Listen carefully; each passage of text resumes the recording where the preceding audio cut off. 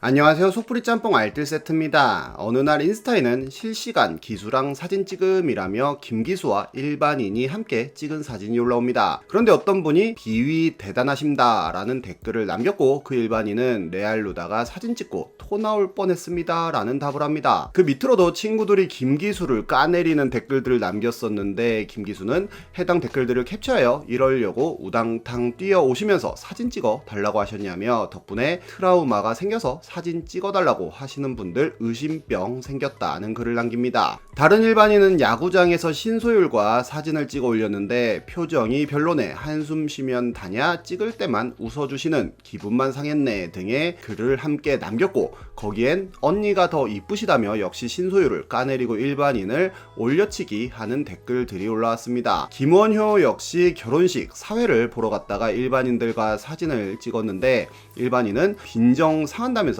김원효가 신부 만나러 가야 된다고 했다며 튕김이 장난 아니라는 글을 남깁니다. 김원효는 20분간 사진 찍다가 그제서야 신랑 신부 만나러 간 거였다며 사진을 같이 찍어도 돌아오는 건 욕이라는 푸념을 합니다. 정종철 역시 일반인과 사진을 함께 찍어줬더니 못생김, 얼굴 대빵큼 같은 단어들을 해시태그로 함께 올렸고, 정종철이 거기에 칭찬 감사합니다 라는 대인배적인 댓글을 남기자 오빠 근데 멋있었어요 라며 그때서야 좋은 소리를 합니다. 정종철이 못생겨서 죄송합니다 라고 하니 아 맞다 A형이랬죠 죄송해요 라며 해시태그들을 정정했다고 하는데, 못생기고 별로라고 생각했는데 멋있음이라는 문구가 더 들어갔습니다. 해리 역시 인생 술집이라는 프로그램에 출연해 팬들과 함께 사진을 찍으면 본인은 파워 보정하고 해리 실물 별로라는 해시태그가 달린다는 이야기를 했었는데요. 이번엔 이렇게 굳이 잘해줬는데 뒤통수 제대로 때렸던 배신자들을 모아봤습니다. 그럼 한번 볼까요? 첫 번째는 고 최동원 선수 어머니한테 사기친 대학 강사 부부입니다. 최동원은 우리나라 야구 역사상 가장 유명한 선수 중 한 명으로 1984년 한국 시리즈에서 4승이라는 전무후무한 기록을 남긴 것으로도 유명한데요. 그렇게 혹사를 하며 롯데에 우승이라는 선물을 안겨줬지만 롯데는 삼성의 김시진과 트레이드를 하는 등 그를 배신하며 홀대했고, 최동원의 사후에서야 영구 결번을 하고 최동원 동상을 세우는 등의 예우를 바칩니다. 그리고 최동원의 어머니인 김정자 여사가 홀로 최동원 동상에 가서 아들을 만나는 모습이 포착되어 많은 사람들에게 뭉클함을 안겨주기도 했었는데요. 그런데 2017년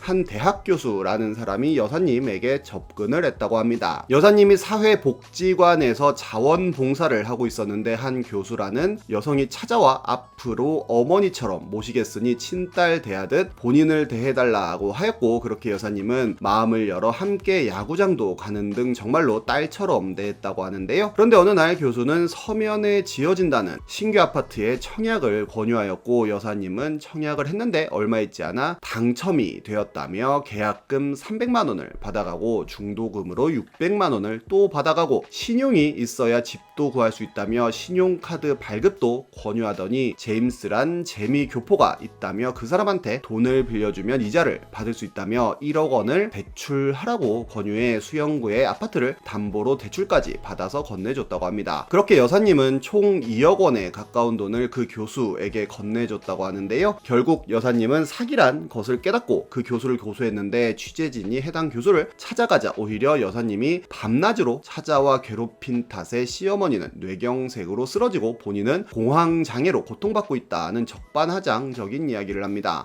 심지어 엔스플 뉴스에서 취재해본 결과 사기꾼은 교수가 아닌 프리랜서 강사였으며 신규 아파트 청약에 당첨된 사실도 없었다고 하는데요. 검찰에선 1년이 넘도록 수사만 하고 아무 결론을 내지 않고 있다며 최동원 기념사업회의 관계자가 한탄을 하기도 했는데, 여사님은 아들의 명예에 흠이 갈까봐 어디 가서 하소연도 제대로 못하고 혼자서 법전을 독학하면서 직접 고소장을 쓰고 사기 피해 증거를 밝히기 위해 백방으로 뛰어다녔다고 합니다. 이렇게 언론을 탄 이후로 야구계는 물론 국회의원과 변호사들, 일반 시민들까지 여사님을 돕겠다고 나서면서 사건은 진척을 맞이했다고 하는데요. 그렇게 2년이 흘러 2022년 결국 사기꾼에게 1년 10개월 징역이라는 처벌이 내려졌다고 합니다. 다음은 사장님 배신한 직원들입니다. 작년 7월 한 사장님은 배민 주문권을 알바가 이미 취소하고 모른 척하고 있는 걸 우연히 알게 되었다는 글을 앞으로 바쁘니까 사장이 다 열립니다. 6월 한 달에만 88건의 피해액만 230만 원이 넘는다고 하는데요. 바로 알바는 시인하고 그만둔다고 했지만 당장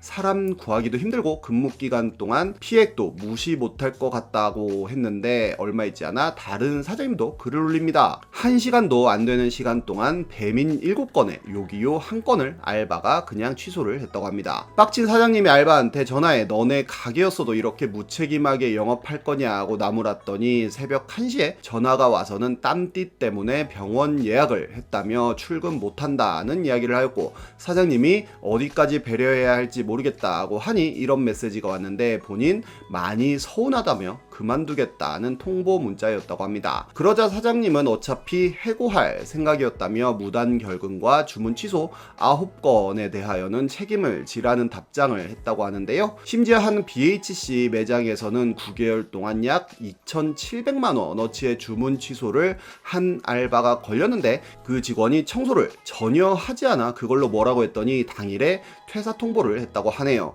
과연 해당 행위가 법적으로 처벌을 받을 수 있는지 변호사가 법률 검토를 했었는데요. 이는 업무 방해죄로 5년 이하의 징역 또는 1,500만 원 이하의 벌금형이라고 합니다. 제주도의 한 공연장 사장님은 딸의 친구를 2016년부터 채용해 근무시켰다는데요. 사택까지 제공하는 등 각별히 대하며 공연장 매표소 정산 업무를 맡겼는데 직원은 혼자 매표 정산 업무를 맡으며 5년 동안 약 5억 8천만 원을 횡령해서 성형시술과 명품 구매, 유흥비 등으로 탕진했다고 합니다. 딸처럼 생각했던 사장님은 고민하다가 결국 고소하여 재판에 들어갔는데 오히려 가해자는 피해자의 접견도 거부하고 시쳇말로 배째라는 행동을 했다고 하는데요. 결국 징역 3년형을 받았다고 하네요. 심지어 2017년 남양주의 한 중고 가전제품 가게에선 가출 청소년이었던 두 청년과 10년째 별다른 직업 없이 혼자 살던 한 청년을 딱하게 여겨 취직을 시켜 매장 관리와 판매일을 맡기고 숙소까지 제공해줬다고 하는데요. 그들은 매일매일 숙소에서 술을 마시며 시끄럽게 하였고 보다 못한 사장님이 날 밝으면 일해야 하는데 왜 새벽까지 술 마시면서 시끄럽게 떠드냐 얼른 자라 한마디를 했는데 3명의 청년들이 달려들어 결국 살해까지 하고 현금 60만 원까지 훔쳐서는 도피를 했다고 합니다. 당연히 셋은 잡혔고 1년여간의 재판 끝에 징역 20년과 25년을 받았다고 하네요. 다음은 친구 돈 안 갚은 친구입니다. 2019년 저도 죄를 지었습니다 라는 글이 올라옵니다. 오래전 한 친구에게 1억 5천을 빌리고 현재도 갚고 있지 않다는 내용인데요. 당시 집안 상황이 너무나 힘들어져 도피까지 해야 할 상황이었고 친구 중에 참 착하고 순한 친구가 있었는데 어렸을 때도 늘 친구들한테 거부할 줄 모르고 잘 구슬리면 써먹기 좋은 놈이라는 이미지가 있는 친구였다고 합니다. 그 친구에게 무엇도 부탁해 본 적이 없었지만 정말 급해서 그 친구에게 넌지시 1억 5천만 빌려줄 수 있냐고 했다는데요. 생각해보고 연락해준다 그러더니 2주 후에 큰 박스에 1억 5천을 넣어서 줬고 본인이 빌린 돈에 정읍에 있던 아파트까지 팔아서 줬다는 이야기를 했다고 합니다. 차용증을 먼저 쓰자고 하여도 그런 거 필요 없다면서 천천히 갚으라고 하였고 글쓴이는 그 돈을 받고 외국으로 도피해 거기서 자리 잡아 힘든 상황도 벗어났다고 하는데요. 빚도 거의 다 갚고 할 때쯤 친구에게 돈을 갚아야 했는데 솔직히 갚기 싫었고 차용증도 없이 현금으로 전부 다 받은 상태라 돈을 굳이 주지 않아도 괜찮다는 생각이 들어 결국 갚지 않고 7년이 흘렀다고 합니다. 건너 들으니 이미 친구는 이혼했고 전주